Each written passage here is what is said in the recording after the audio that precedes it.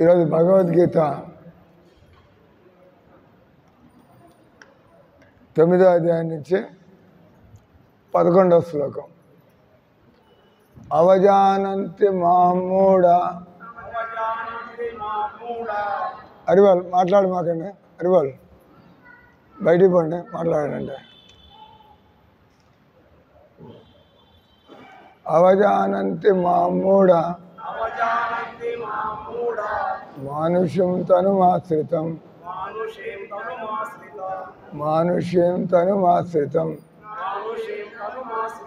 పరం భావం అజానంతో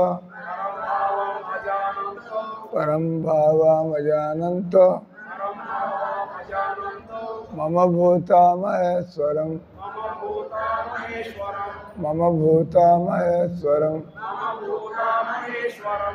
అవజానంతి మామూఢ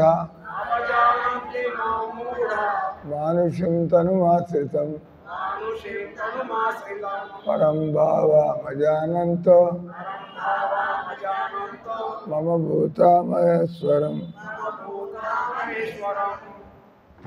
अनुवादम तात्पर्य रिटान पहले क्या ऑन करके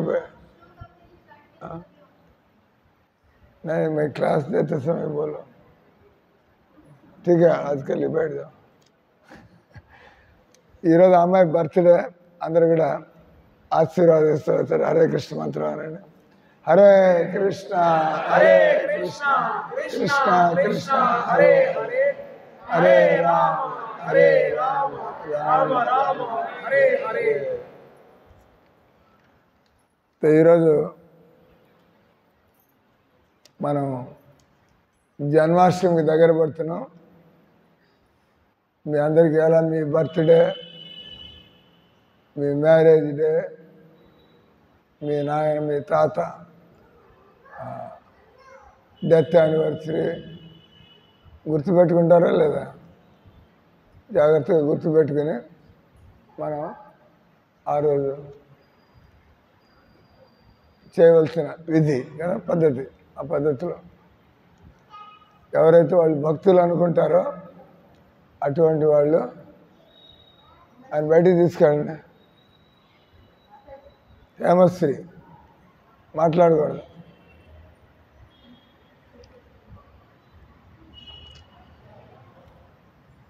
సో ఎవరైతే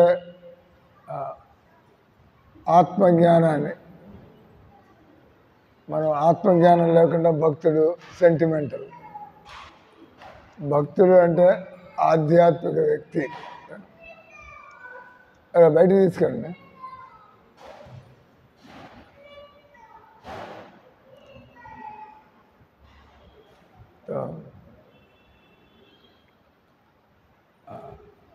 మామూలుగా మనం ఏదో పూజలు చేస్తూ ఉంటాం, మనం భజనలు చేస్తూ ఉంటాం. తెలిసి చేయడం ఒకటి, తెలియక చేయడం. తెలియక చేసేవాళ్ళు ఇట్లా అడ్డంగా నిలబెట్టారు ఒక లైన్లో. దాని ద్వారా జనాలు అటు నుంచి పోతారు లోపలికి. బస్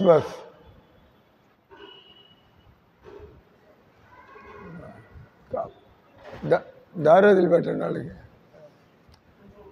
ఆ టేబుల్ దగ్గర పెడితే అట్ట లోపలికి పోతారు. ముందుకు వచ్చేయండి అందరూ. ఈ అడివాళ్ళు ఈ తలుపుకి దగ్గరగా పెట్టండి, ఈ తలుపుకి లైన్లో. బస్ తాడు ఉంటే పెట్టండి. తాడు తీసుకొచ్చి, తాడు ఉంటుంది ఆయన దగ్గర. ఆ తలుపుకి దీనికి అట్ట తాడు పెట్టండి. జనాలు అటు వచ్చి అడ్డుపోతూ ఉంటారు, అడ్డం రాకుండా. ఇంకా ఎక్కడి దాకా పెట్టండి ఇది, ఇట్లా మళ్ళీ ఇటు రాకుండా. ఇంకా జరపండి. అక్కడే అదే లైన్లో పెట్టవా. అన్ని ఒక లైన్లో పెట్టి ఒక తాడు కట్టండి. అక్కడ జనాలు వచ్చినప్పుడు అటుపోతూ ఉంటారు. బస్ ఒక తాడు కట్టాలంటే అన్నిటికి కలిపి. తాడు ప్రసాద్ చెప్పా, తాడు తెచ్చిస్తాడు. అరివాళ్ళు ప్రసాదం పిల్లలు తాడిస్తాడు. ఆదివారం క్లాస్ టైంలో అటు అడ్డం పెట్టండి.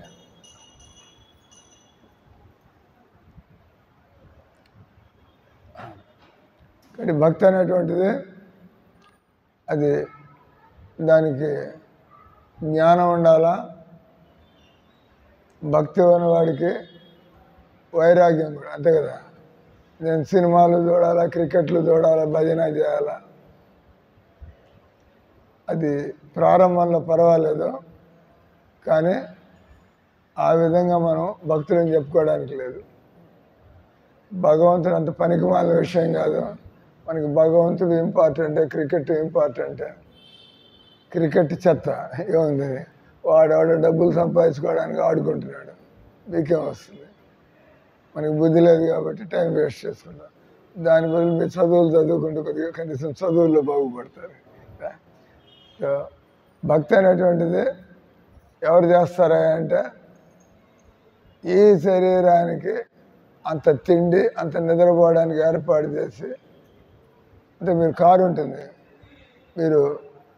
మీరు స్నానం చేస్తారు, మీరు నిద్రపోతారు, మీరు తిండి తింటారు, కారుకి ఎంత అవసరం అంత, అంతే కదా. మీరు మీ తిండి మర్చిపోయి మీ నిద్ర మర్చిపోయి కారు సేవల్లో దిగుతారా అయింది. మీ తిండి కూడా మర్చిపోయి నిద్ర కూడా మర్చిపోయి బస్ ఆ టైర్ కూడా కడుక్కోవాలా, ఆ కింద కూడా కడుక్కోవాలి. ఎవడు వేస్ట్ చేస్తాడు? ఏదో దానికి పెట్రోల్ ఉందా లేదా, కొద్దిగా ఇంజన్ కూడా మీరు చేయరు, వాడి దగ్గర తీసుకెళ్ళి సర్వీస్ చేసి వాడుకుంటూ ఉంటారు. You don't waste your time so much on the car. నడవడానికి అనుకూలంగా ఉందో లేదో చూసుకుంటారు, అంతే కదా. ఏ రోజుకి ఆ రోజు దానికి ఎన్ని గంటలు ఇస్తారు? మోటార్ సైకిల్ ఉంటుంది, స్కూటర్ ఉంటుంది, దాన్ని చూసుకోవడానికి రోజు ఎన్ని గంటలు టైం ఇస్తారు? ఏమీ టైం వేరు. ఎప్పుడైనా రిపేర్ వస్తుంటే ఒకసారి చూస్తారు, అంతే కదా. లేకపోతే తొక్కి వాడుకుంటారు, దాన్ని పోతూ ఉంటారు, అనే కదా. మనకి మన పని ఇంపార్టెంట్, మనకి మన ఒళ్ళు ఇంపార్టెంట్, మన శరీరం ఇంపార్టెంట్. ఆ రకంగా ఎవడైతే భక్తుడు అవుతాడో, భక్తుడు మళ్ళీ ఎక్కడ గొంతు ఎక్కడ కింద పట్టుకోమనండి.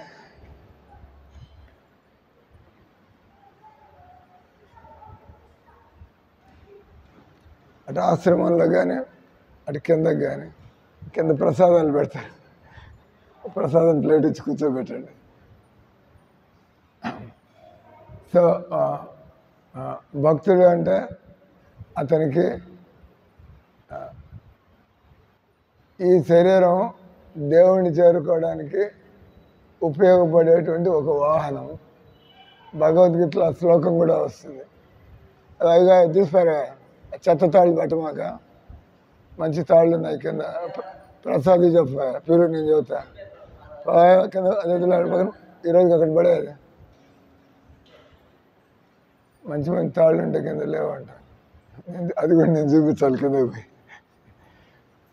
మందిరంలో ప్రతి పని నేను ఏం పని చేయను, కానీ అన్నీ నాకు తెలుసుంటాయి, ఏదో అక్కడ ఉంది, ఏమేం చేయాలి. ఎందుకంటే మనం శ్రద్ధగా లేకపోతే మనం పనులు నేర్చుకోలేం కదా. మనం భక్తులై శ్రద్ధగా ఉంటే టక్ అని చూసింది అలా. ఎందుకంటే మనం భక్తులం కాబట్టి భగవంతుడి పనులు ఎలా చక్కగా చేయాలి. మీరు భక్తులైతే ఆ తెలివితేటలు వస్తాయి, అంతే కదా. మీరు ఒక అమ్మాయిని ప్రేమిస్తూ ఉంటారు, 100 మంది మధ్యలో ఉన్నవాడు దాన్ని చూస్తూ ఉంటారు. అది అట్లా మొహం ఎవడి వైపు తిప్పింది, ఈరోజు ఏం గుడ్డలు వేసుకుంది, అంతే కదా. మన బతుకు అంతే కదా. ఎవరి మీద ప్రేమ ఉంటే ఆటోమేటిక్గా అడిపోతూ ఉంటుంది. అంటే దేవుడి మీద ప్రేమ ఉంటే మనం దేవుడి పనులు సరిగ్గా జరుగుతున్నాయా లేదా. వచ్చిన వాళ్ళు ఇందాక నా రూమ్కి మైపాడు నుంచి 2 వచ్చారు. వాళ్ళు కొంతమంది కలిసి 24 ఆగస్టు పెద్ద ఎత్తున ఒక రథయాత్ర మనం నెల్లూరులో చేస్తాం. ఆ రకంగా వాళ్ళు డబ్బులు దండుకొని జనాలు పోగయి జనాలందరినీ పిలిచి, మీరు కూడా గుర్తుపెట్టుకోవచ్చు. అరే తాళ్ళు లేవంటాడు, మంచి మంచి తాళ్ళు, తెల్ల తాళ్ళు, నైలాన్ తాళ్ళు. ఈరోజు పర్వాలేదు, అప్పుడు వచ్చే సండే కల్లా ఇట్లా ఏర్పాటు చేయండి. ఈరోజుకి పర్వాలా. వాళ్ళు పెద్ద ఎత్తున పాంఫ్లెట్లు ఎన్ని పెట్టి రథయాత్ర 24 ఆగస్టు ఇదే నెల మన జన్మాష్టమి అయిపోయిన తర్వాత వచ్చే ఆదివారం. జన్మాష్టమి 17వ తారీఖు ఆదివారం, 17 తర్వాత మళ్ళీ ఆదివారం ఎప్పుడంటే 24. మన జన్మాష్టమిగానే నెక్స్ట్ వీకెండ్లో మీకు మైపాడ్ బీచ్ ఏరియాలో భోజనాలు, కీర్తనలు, హృదయార్తి అంటే పాల్గొచ్చి ఇక్కడ ప్యాంఫ్లెట్లు కూడా పెట్టినట్టున్నారు. వాళ్ళు నా దగ్గరికి వచ్చారు. నేను అడిగా, మీరు అక్కడ కృష్ణ మందిరం ఉన్నట్టు మైపాడులో, మీరు ఎన్నాళ్ళ నుంచి కృష్ణ మందిరం నడుపుతున్నారు? ఓ మా మా తల్లిదండ్రులు కూడా చూసేవాళ్ళు సార్, ఇప్పుడు మేము కుర్రాళ్ళం, మేము చూసుకుంటున్నాం. కానీ మీలో ఎంతమంది రోజు కనీసం 2 గంటలు 24 గంటలు 2 గంటలు కూర్చొని మనసు దేవుడి మీద నిలబడడానికి ప్రయత్నం చేస్తున్నారు? ఎవరు లేడు అన్నాడు. ఎవరు లేరు సార్, అట్లంతా జపం చేశారు. ఏదో మేము పోతూ ఉంటాం, దండం పెట్టుకుంటాం, తిరుగుతూ ఉంటాం. సంవత్సరంలో అప్పుడప్పుడు ఈ రథయాత్రని లేదా జన్మాష్టమి అని పండుగ జరుపుతూ ఉంటాం. తర్వాత నెక్స్ట్ అలవాట్లలోకి పోతే అందరూ కూడా మాంసం తింటున్నారు. వాళ్ళు సిగరెట్లు, సారా, మాంసం తింటే మిగతా అని కూడా చేసినట్టు లెక్క. మీరు మాంసం తింటున్నారంటే సిగరెట్లు, సారా అడగక్కర్లా. మీరు అంతకంటే కూడా నీచంగా బతుకుతున్నారు. కాబట్టి సారాయి తాగేవాడి కంటే నీచం మాంసం తినేవాడు, సిగరెట్ తాగేవాడి కంటే నీచం మాంసం తినేవాడు. మాంసం తినంటే మీరు పనికి మాలాడు, చండాలు. అంటే ఇంక మీకంటే మనుషుల్లో అధముడు ఎవరు లేరు. మీకు అవసరం లేదు. అది మీరు అంత క్రూరమైన పని చేస్తా భక్తులే నేను చెప్పుకుంటారు. నాన్న, మీరు ఈనాళ్ళ నుంచి మీ తండ్రుల టైం నుంచి మీరు పిల్లవాళ్ళుగా ఉన్నప్పటి నుంచి ఇవన్నీ చేస్తున్నారు. మీకు దేవుడు అంటే బహుశా నమ్మకం ఉండొచ్చు, కానీ ఇన్నేళ్ళైనా కూడా నమ్మకంలాగా ఉంది. కానీ మీకు దేవుడు అంటే అభిమానము, ప్రేమ. మనం దేవుడు తన భక్తులు ఎలా ఉంటే ఇష్టపడతాడు భగవద్గీతలో ఉంది. ఈ మధ్య 12వ అధ్యాయంలో చదువుతున్నాం. అద్వేష్ట సర్వభూతానాం మైత్ర కరుణ ఏవచ నిర్మమో నిరహంకార సమదుఃఖ సుఖంక్షమి సంతుష్ట సతతం యోగి. యోగి అయినటువంటి వాడు అన్ని పరిస్థితులు సంతుష్టిగా, డబ్బులున్నా లేకపోయినా, ఇబ్బందులు వస్తున్నా లేకపోయినా. ఏంటి శరీరం అన్న తర్వాత ఇవన్నీ తప్పవు కదా. ఈ శరీరం అన్న తర్వాత ఇబ్బందులు వస్తూ ఉంటాయి. ముసలితనాన్ని ఎవడాపు చేయగలడు, చావుని ఎవడాపు చేయగలడు, రోగాలు. మీరు రోగం ఏంటంటే టక్కున ఆగిపోతుంది. ఏంది రోగం? ఏమో సరస్వతి మందు వేసుకొని టక్ అయిపోయి పోయిందా. వారం రోజులు పట్టచ్చు, 15 రోజులు పట్టచ్చు, తగ్గకపోవచ్చు. అది పోయిన తర్వాత ఇంకో రోగం రావచ్చు. అంటే ఇవన్నీ కూడా మనకి శరీరానికి తప్పు, ఏం చేసుకున్నా కూడా. కాబట్టి మనుషులు ఎక్కువ టైం వేస్ట్ చేసుకోలేదు. మనం చేయగలిగినని చూసుకోవడం, కానీ దీన్ని మాత్రం సీరియస్గా, ఎందుకంటే టైం అయిపోతుంది, రోజులు గడిచిపోతున్నాయి, చావుకు దగ్గర పడుతున్నాం. సో మరి చనిపోతే మనం మళ్ళీ మానవ జన్మ దొరుకుతుందా దొరకదా? సిగరెట్ తాగే వాళ్ళకి, మాంసం తినే వాళ్ళకి, సారాయి తాగే వాళ్ళకి మళ్ళీ మానవ జన్మ దొరకడం వీలు కాదు. ఇది మనం మానవ జన్మని చెడగొట్టుకున్నాం. మళ్ళీ భగవంతుడు మనకు మానవ జన్మ ఎందుకు ఇవ్వాలి? అవకాశం ఇచ్చాడు అలవాటు సరి చేసుకోవడానికి. ఇంకా మంచి గుణాలు చెప్పాం కదా. అద్వేష్ట, ద్వేషం లేకుండా ఉండడం, సర్వభూతానం మైత్ర కరుణ, నిర్మమో అహంకారం, నేను చేశాను, నాది, నేను. మనం భగవంతుడికి క్రెడిట్ భగవంతుడికి ఇస్తాం. భగవంతుడు నాకు ఆ పని చేసే అవకాశం ఇచ్చాడు, తప్పులేదు. నేను చేశాను, కానీ భగవంతుడు నాకు అవకాశం ఇచ్చాడు. భగవంతుడిని పక్కన బారేసి నేను చేశాను, రేపు పక్షవాతం చేయబడిపోతే అప్పుడు అర్థమవుతుంది. ఏం సార్ ఇప్పుడు ఏం చేయగలరు మీరు అని అడుగుతాం. ఇది జవాబు లేదు. ఆయన అవకాశం ఇచ్చినంత వరకు మనం పనులు చేస్తాం. ఆయన అవకాశం ఇవ్వకపోతే మనం ఎందుకు పనికిరాం, వేలు కూడా కదల్చలేం.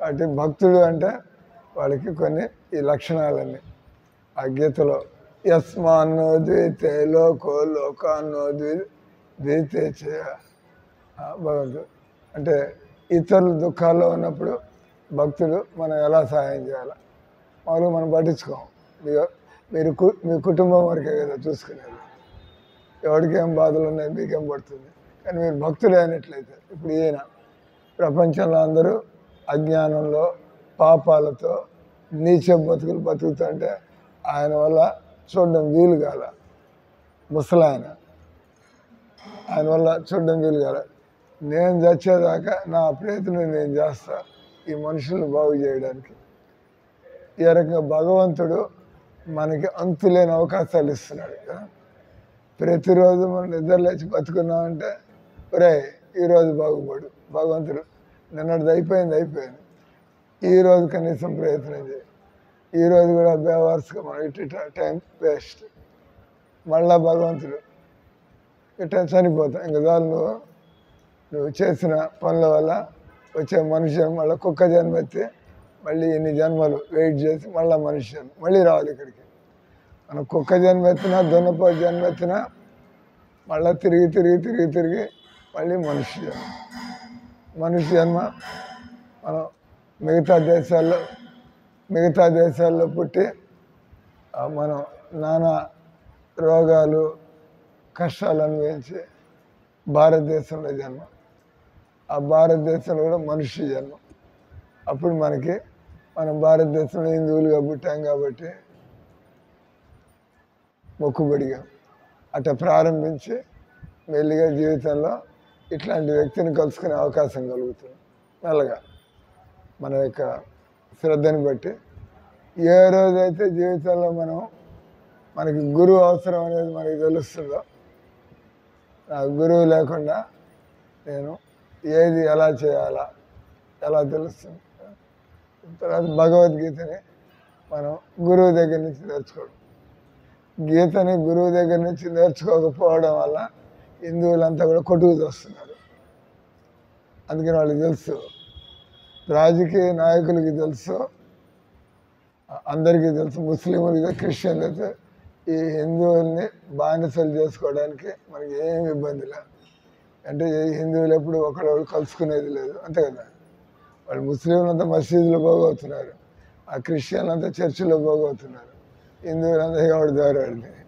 పోయేవాడు పోతాడు పోనివాడు పోడు ఈ మందిరం అంటాడు ఆ మందిరం అంటాడు ఎవడికి బుద్ధి లేదు అసలు మనం భగవద్గీతలో చెప్పినట్టు కదా మందిరాన్ని కట్టుకోవాల్సింది ఎవడికి వచ్చినట్టు అడిగి కట్టుకుంటే ఏమవుతుంది అది కూడా మనం అన్ని నేర్చుకోవచ్చు సార్ దాని అర్థం మీరు వినాయకుడి గుళ్ళని మూసేయమంటారా అడగచ్చు కదా ఈ క్లాస్ అవగానే 8 ప్రశ్నలు అడగండి నేను హిందువుల మీద కొన్ని కామెంట్స్ చేస్తున్నా కదా హిందువులంతా కూడా వీళ్ళు బానిస బతుకులు వెళ్ళవి చూశారు ఇంతకుముందు అంతా హిందువులు వేల సంవత్సరాల క్రితం లేదా ముస్లింల కాళ్ళు నాకి వాళ్ళ బానిసలుగా బతికాం ఆ బ్రిటిషుల దగ్గర బానిసలుగా బతికాం కదా ఇప్పుడు స్వతంత్రం వచ్చింది ఆయన మన సంస్కృతి సభ్యత వాళ్ళలాంటి సంస్కృతి సభ్యత ఎంటెక్ అంటాడు బీటెక్ అంటాడు దేవుడి గురించి తెలియదు గొడ్డు మాంసం తింటున్నాడు సినిమాలు చూస్తున్నాడు బ్రిటిష్ వాళ్ళు పోయారు కానీ బతికేది మనం వాళ్ళ పద్ధతిలోనే బతుకుతున్నాం అది కూడా వీళ్ళకి అర్థం కావట్లే కానీ నామ మాత్రం నేను హిందువులు సార్ అంతవరకే అది హిందూ అంటే ఏం తెలుసుకుని ఉండాలా అది అడగమాకండి మమ్మల్ని హిందూ ఎలా బతకాలా అది అడగమాకండి హిందూ ఎవడు బతుకాడు ఇట్లా ఎంతకాలం ఈ దేశం హిందూ దేశంగా ఉంటుంది వీలు కాదు అంతే కదా తట్టుకోలేము వాళ్ళ యొక్క ఆక్రమణ తట్టుకోలేము సినిమాలు చూస్తే పెళ్ళాం బిడ్డలతో బతికేవాడు వాడు కత్తి తీసుకొస్తే మీరే నిలబడతాడు ఇప్పుడు అలవాటు ఉంది మనకి పోరాడడం కదా ఈ రకంగా కాబట్టి భగవద్గీత మనం నిజంగా అర్థం చేసుకుంటే భగవద్గీతను పాటిస్తే ఈయనలాగా ఈయన కత్తులు తీసుకుని డబ్బులు సంచులు తీసుకెళ్ళి రే నువ్వు హిందూ అయినట్లయితే నీకు 10,000 ఇస్తా ప్రతి నెల అట్లే మార్చలే ఆయన లేదా ముస్లింల కత్తి తీసుకుని నీ పెళ్ళాన్ని లాక్కుపోయి చంపేసి నువ్వు మారుతావా లేదా లేకపోతే పోతావు నువ్వు ఎందుకు వచ్చింది బాబు బతికింటే బల్సాకు తినచ్చు, ముస్లిం అయిపోవడం. దేశంలో బయట ముస్లింలు ఎవరు లేరు, ఇక్కడంతా ఇక్కడ ఉండే ముస్లింలంతా మీలాంటి వాళ్ళు కన్వర్ట్ ఏం చేస్తారు? 10 మంది మేము మీద దాడి చేస్తే నన్ను వదలండి బాబు, రేపటి నుంచి జాలీ టోపీ పెట్టుకుని ఆవు మాంసం తింటాను, నన్ను వదిలిపెట్టండి అంతే కదా. బతుకు మీద తీపి అందరికీ ఉంటుంది కదా. అంటే ఇక్కడ మనం హిందువులుగా బతకడం అంటే ఏందో తెలుసుకోవాలా, తర్వాత హిందువులాగా బతకాల, అప్పుడు దేవుడి శక్తి మన వెనకాల నిలబడుతుంది ఉంటాడు. ఇప్పుడు దేశం ఆ మాత్రం ఉందంటే ఆ యోగి ఆదిత్యనాథ్, ఆ మోడీ గారు, ఆ హేమంత్ విశ్వాస్, 3-4 ఉంటే ఇంత మారింది దేశం. ఇంకా అందరూ గట్టిగా అట్లా బతికితే ఎవడన్నా ఉండగలలేదు ఇక్కడ ముస్లింలు క్రిస్టియన్. ఎందుకంటే వాళ్ళ దగ్గర ఏముందని. ముస్లింలు వచ్చి హిందువులు చంపేసి దేశాన్ని ఆక్రమించుకుని మన సంతానాన్ని పెంచుకోవాలి. వాడికి మతంలో దేవుళ్ళ వాళ్ళే, వాడికి బయట నుంచి డబ్బులు వస్తాయి. ఒక బ్రాహ్మడు క్రిస్టియన్ ఫాదర్ అయినాడు. ఏమైనా బ్రాహ్మడు నీకింత దుర్గతి ఎందుకు పెట్టింది? బ్రాహ్మణుడు అంటే మీరు ఎవరైతే సువార్త సభలు, స్వస్థ సభలు, వాడి మొహాల పేరు హిందూ పేరే ఉంటుంది అక్కడ. వాడు ఎందుకు అలా వాడు తన తెలియగలడు. ఎందుకంటే తెలియగలడు, డబ్బులు ఎక్కడి నుంచి వస్తాయో. నేను ఇక్కడ గాడిదలాగా పనిచేసి డబ్బు సంపాదించాల్సి వస్తుంది. నేను బైబిల్ ప్రచారం చేస్తే అమెరికా నుంచి నాకు ఒక హిందువుని మారిస్తే నాకు ఒక 50,000 లక్ష రూపాయలు నా అకౌంట్లో పడతాయి. వాడే మీకు భక్తి చేయాలని చేయట్లేదు, వాడికి డబ్బులు వస్తాయి. గమనించండి, వాడు మాంసం తింటున్నారు లేదా? వాళ్ళు ప్రోగ్రాం పెట్టుకుని క్రిస్టియన్లు ప్రోగ్రాం పెట్టి ఆ ప్రోగ్రాంలో ఎందుకంటే మీరు చికెన్ బిర్యానీ తినాలంటే డబ్బులు ఖర్చు పెట్టాను. చికెన్ బిర్యానీ అంటే మీకు చికెన్ కొనాలంటే మీకు 450 ఎంత, ఇక్కడ ఉన్నాడు తినేవాడు. చికెన్ కేజీ కొనాలంటే ఎంత 900 ఎంత అంట. మటన్ కొనాలంటే 1200 అంట కేజీ. మీరు ఎక్కడ తింటారు? వాడు ఫ్రీగా చర్చిలో పెడుతున్నారంటే అది ఎవరు? ఇక్కడ మా పాటలు విని మీరు మటన్ బిర్యానీ తినిపోవచ్చు అని పోతారు వీళ్ళంతా పోయి. 3 వారాలు పెడతారు, 4వ వారం మీకు బాప్టైజ్, మీ చావు మీరు రాడు. వాడికి 1,00,000 రూపాయలు వస్తుంది. మీరు ఎట్ట బతుకుతారు? మిమ్మల్ని వదిలిపెట్టారు. అందుకే వాడు అక్కడికి పోయిన తర్వాత వాడు రెడ్డి క్రిస్టియన్ అంట, వాడు నాయుడు క్రిస్టియన్ అంట, రెడ్డి క్రిస్టియన్ అంట. వాడు కూతురికి పెళ్లి చేయాలంటే వాడు నాయుడు క్రిస్టియన్ ఎత్తుకోవాలి. అది వాళ్ళ బతుకు. దేవుడే ఉంది అక్కడ కదా, అర్థమవుతుంది కదా. అటు మీలో చదువుకున్న వాళ్ళు, తెలియగల వాళ్ళు ఉంటే ఇస్కాను ఎవరిని భయపెట్టి హిందువులు చేయడం, డబ్బాసు చూపించి హిందువులు చేయడం, మీ బుద్ధిని మేలుకొల్పి, ఎందుకంటే ఇది మీకు కావాలా, మీ కుటుంబానికి కావాలా, అంతే కదా. ఈ దేశంలో దరిద్రం ఎందుకు ఉందయ్యా? ఎందుకంటే జనాలు హిందువులాగా బతకటం లేదు. హిందువులాగా బతకపోతే దేవుడు మీకు ఎందుకు సప్లై చేయాలా? మీ చేత దున్నపోతులాగా పనిచేయించి అంత తిండి పారేస్తాడు, అంతే కదా. ఎందుకంటే మనం దుర్మార్గులాగా బతికితే తిండి పెడతాడు. జైల్లో తిండి పెడతారా పెట్టరా? నన్ను జైల్లో పడేస్తారు. జైల్లో నువ్వు నేరస్తుడు కాబట్టి నీకు తిండి పెట్టాం. జైల్లో పోతే నీకు తిండి పెడతారు, కానీ వాడు పెట్టింది తినాలి, నీ ఇష్టం వచ్చింది పెట్టరు. వాడు మొన్న 2 రోజుల క్రితం పేపర్లో పెద్ద నాయకులు, రాజకీయ నాయకులు టాటుపాటుగా తిరుగుతూ ఉంటాడు. జైల్లో భరిస్తే వాడికి కూడా గళ్ళ చొక్కా వేస్తే నేల మీద చాపిచ్చి, ఎందుకంటే అందరిలాగే కదా. వాడు గొప్ప డబ్బున్న కుటుంబం నుంచి కాబట్టి వాడు బతకలేడు జైల్లో ఏసీ లేకుండా, అది సరైంది. వాడు చేసిన నేరాన్ని బట్టి, వాడు ఘోరమైన నేరం చేస్తుంటే వాడు చేసిన నేరాన్ని బట్టి వాడు మిగతా ఖైదీలాగే చట్టం అందరికి ఒకటే కదా. అది వాడికి నేల మీద పండుకోవాలి చాప్ వేసుకొని, ఇక్కడ ఏసీ రూమ్లో మంచి యూనిఫామ్ బెడ్ మీద పడుకుంటాడు జైలుకి పోతే. కట్ పాయింట్ ఏంది, భగవంతుడు ఆయన చెప్పినట్లుగా బతికినట్లయితే మనకి ఎన్నో రివార్డ్స్ ఉంటాయి. ఎందుకంటే మనం హిందువులు మాంసం తినకుండా, సారాయి తాగకుండా, సిగరెట్ తాగకుండా, సినిమాలు చూడకుండా, సినిమాలు చూడాలంటే మన వచ్చింది ఇది మహావతార్ నరసింహ ఎంతమంది చూశారు? ఒకళ్ళు చూశారు, మిగతా వాళ్ళు కూడా పోయి చూసారండి. అట్లాంటి సినిమాలు చూడొచ్చు. నేను సినిమాలు మాంసాహారంలాగే సినిమాలు చూడడం కూడా తప్పు అంటూ ఉంటాం. ఎందుకంటే సెక్స్ ఆలోచనల్ని మన మైండ్ని దేవుడి నుంచి అటు ఇటు లాగేస్తుంది. డబ్బు పిచ్చి, రాజకీయాల్లో పిచ్చి, ఆడవాళ్ళు పిచ్చి, సినిమాల్లో చూపించేది అదే కదా. మీ బలహీనతల్ని రెచ్చగొట్టడానికి సినిమాల్లో వాడు డబ్బు చేసుకోవాలా, మీ బతుకట మీరు ఎట వస్తే వాడికి ఏం పోయింది. మీ బలహీనత ఉంది, వీడికి క్లబ్ డాన్సులు చూపిస్తే వీళ్ళంతా చూడడానికి వస్తారు, వాడి జేబులు నిండుతాయి, మీ బతుకు కుక్కల బతుకు బజార్లో. పాయింట్ వచ్చి సినిమాలు అంటాం మనం, సినిమాలంటే చెత్త సినిమాలు చూడద్దని. రామాయణం మహాభారతం ఎక్కడైతే మీకు దేవుడి గురించి ఎలా దేవుడిని నమ్ముకుంటే ఎలా కాపాడబడతారు, దేవుడి నియమాలు, భక్తులు, అంటే రామాయణంలో కూడా రాక్షసులు ఉన్నారు, భక్తులు ఉన్నారు. రావణుడు ఎంతమందిని పెళ్లి చేసుకున్నాడు, కనీసం పెళ్లి చేసుకున్నాడు. ఈ రోజులు అది కూడా తిరిగి రావడం కుక్కలు తిరిగినట్టు. రావణుడు కొంతవరకు మేలు, ఎంతమందిని ఉంచుకున్నాడో అందరికీ తిండి పెట్టి అందరికీ ఉండడానికి ఏర్పాటు చేశాడు. మనం ఒక డబ్బు కట్టేసి ఆ రెడ్ లైట్ ఏరియాకి పోయి తిరిగేస్తున్నాడు బస్.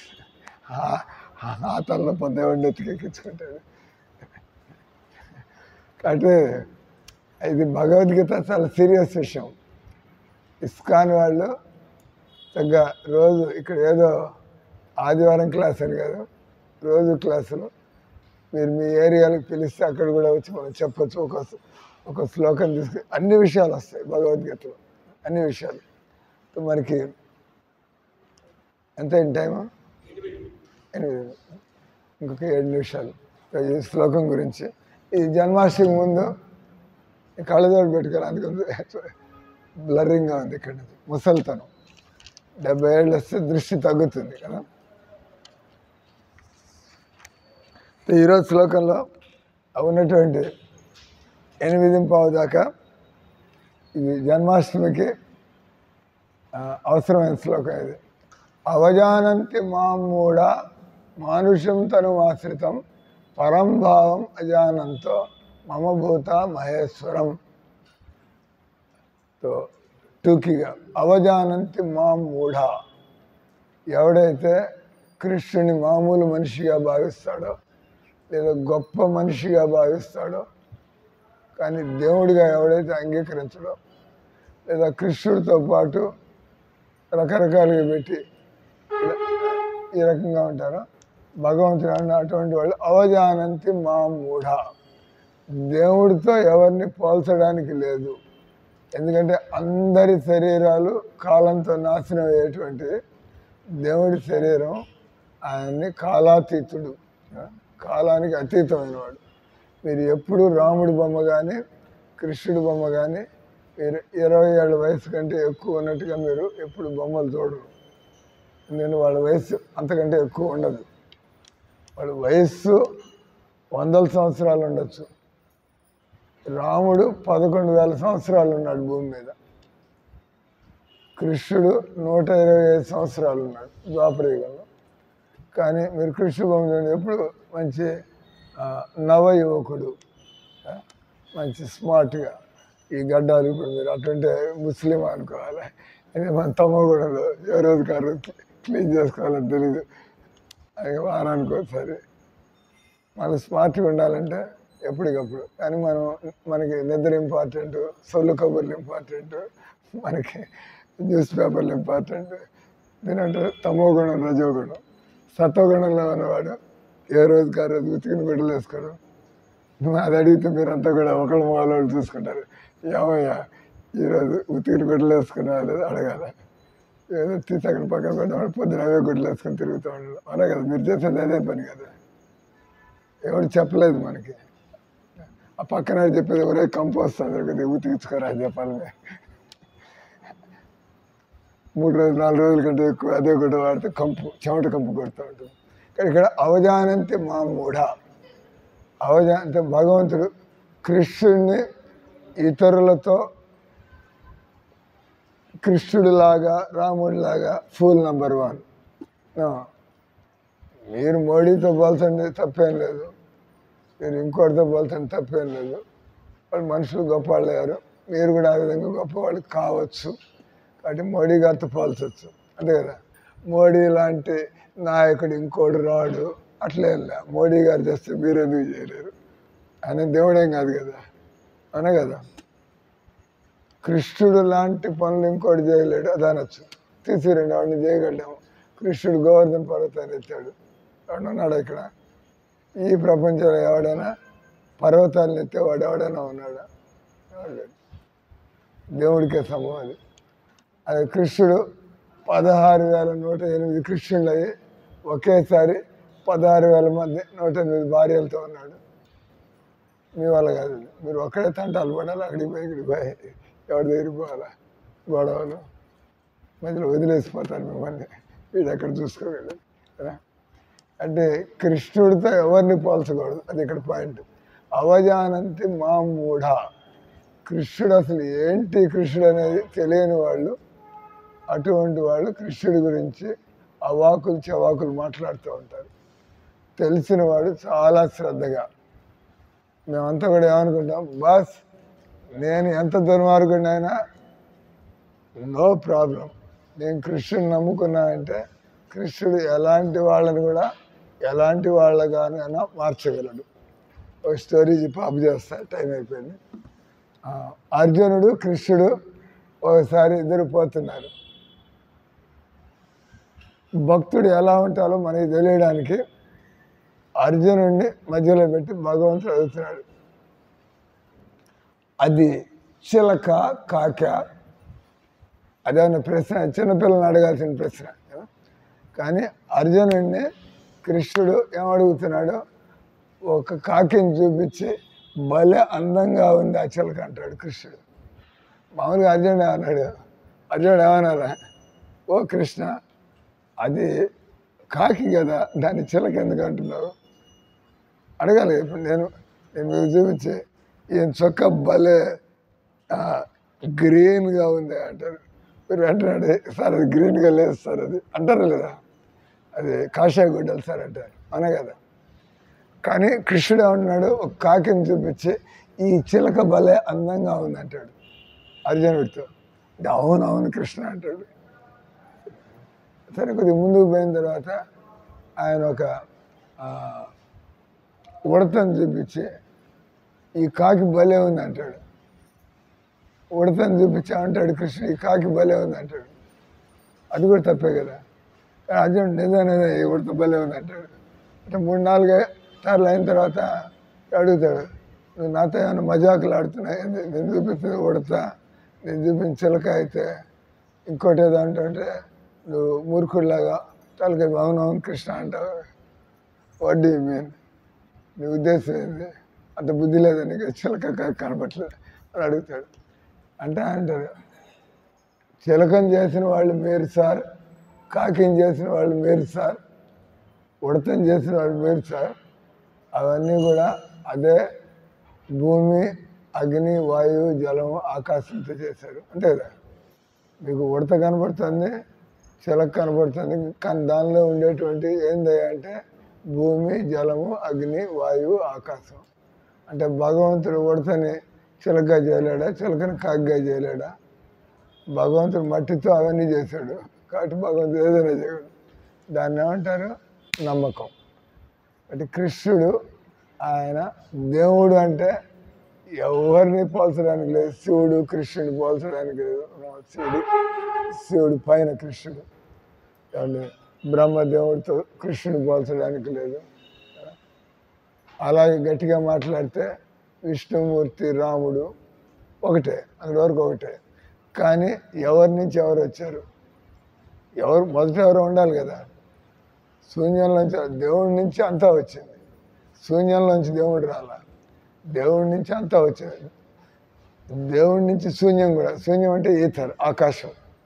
ఆకాశం ఖాళీగా ఉంటుంది కానీ ఏదో ఉన్నట్టుగా కనబడుతూ ఉంటుంది, ఈథర్ అంటారు కదా. భూమి, జలము, అగ్ని, వాయువు, ఆకాశం, మనం చూసేటువంటి ఈ అన్నీ కూడా మనకు ఒకళ్ళకొకళ్ళు మొహాలు కలవు, వేరువేరుగా కనబడుతున్నాం కదా అందరూ కూడా. ఈ రూమ్లో ఉన్నవాళ్ళు ఎన్ని మొహాలు ఉన్నాయి, అన్ని రకాలుగా ఉన్నాయి.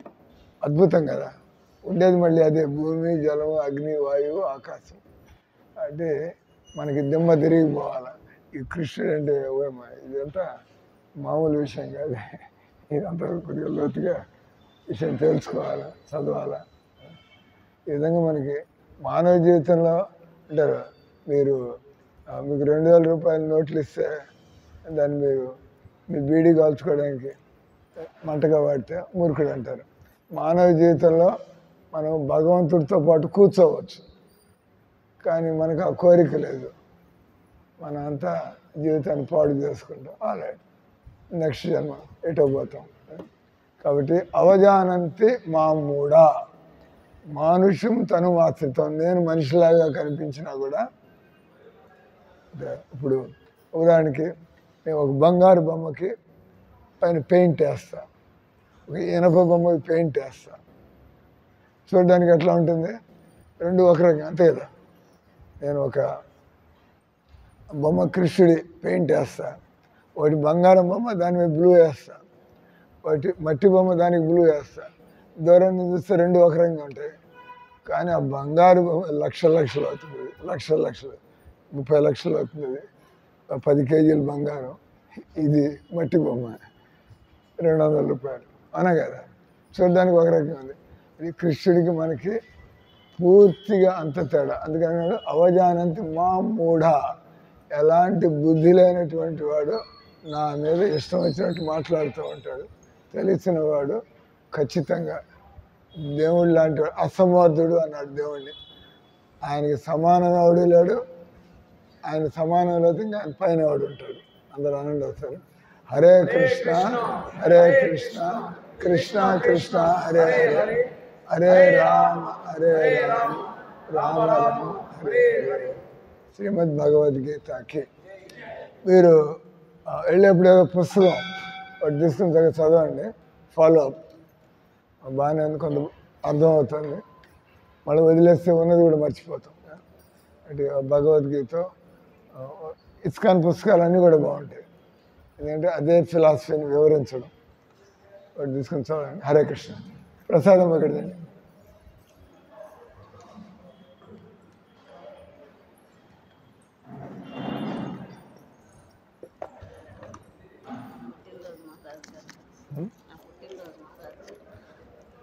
రాధమ్మ గారి పుట్టినరోజు అంట.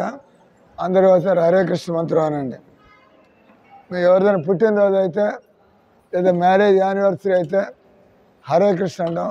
అంతకు మించి గొప్ప ఆశీర్వాదం లేదు. కలికాలంలో భగవన్ నామం.